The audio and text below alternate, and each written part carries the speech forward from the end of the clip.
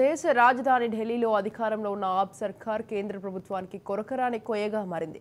ఈ క్రమంలో ఇటీవల AAP CM Arvind Kejriwal liquor scam కేసులో బెయిల్ తీసుకొని బయటకు వచ్చిన సంగతి తెలిసిందే. అయితే ప్రస్తుతం ఇప్పటికీ బీజేపీ ఆప్ మధ్య పోరు కొనసాగుతూనే ఉంది.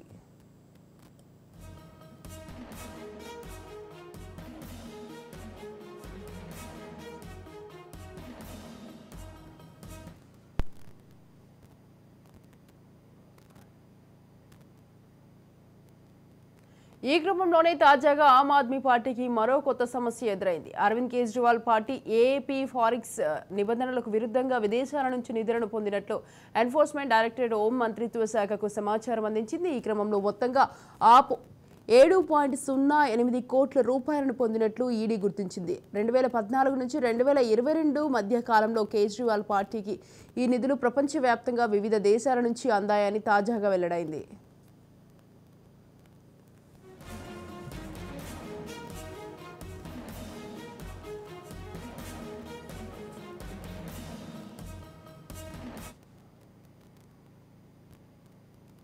ఢిల్లీ ఎమ్మెల్యే దుర్గేష్ పాఠక్తో సహా ఆప్ నేతలు విదేశీ నిధులను స్వాహా చేసినట్లు గుర్తించినట్లు ఏజెన్సీ తెలిపింది.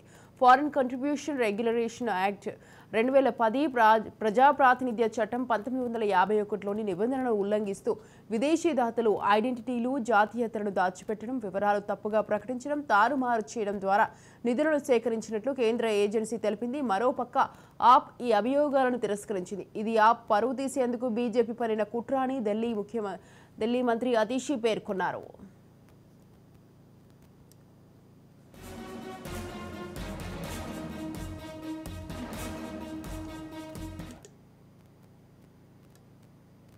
దీనిపై మరింత సమాచారాన్ని మా ప్రతినిధి మానస్ అందిస్తారు.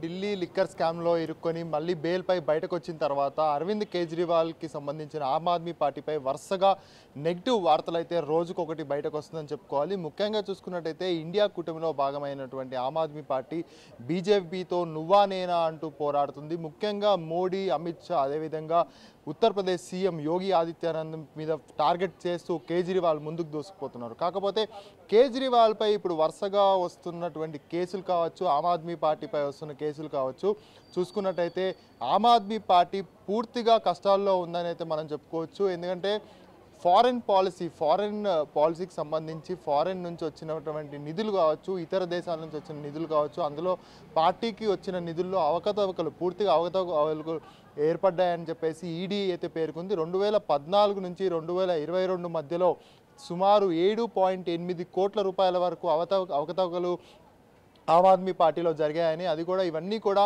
ఫారెన్ ఫండ్స్ అని, ఇప్పుడు అమెరికా కావచ్చు, కెనడా కావచ్చు, అదేవిధంగా యుఏఈ దేశాల నుంచి, ఇలాంటి ఇతర దేశాల నుంచి వచ్చినటువంటి ఫండ్స్ని ఇతర మార్గాలకి మళ్లించడమే కాకుండా ఒకే ఐడి కార్డ్, ఒకే పాస్పోర్ట్ పేరు మీద, ఒకే ఈమెయిల్ ఐడి మీద ఈ ఫండ్స్ అన్నీ కూడా ట్రాన్స్ఫర్ అయినట్టుగా కూడా సమాచారం అందుతుంది. ముఖ్యంగా చూసుకున్నట్టయితే ఈడీ పేర్కొన్న నోటీసుల్లో మనం చూసినట్టయితే